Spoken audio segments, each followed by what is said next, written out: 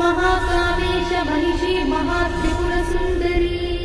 चतुष्षष्ट्युपचाराढ्या चतुष्षष्टिकलामयी महाचतुष्षष्टिकोटि योगिनी गणसेविता मनुविद्या चन्द्रविद्या चन्द्रमण्डलमध्यगा चारुरूपा चारुभासा चारुचन्द्रकलाधरा चराचर जगन्नाथा चक्रराजनिकेतना पार्वती पद्मनयना पद्मरागसमप्रभा पञ्चप्रेतासनासीना पञ्चब्रह्मस्वरूपिणी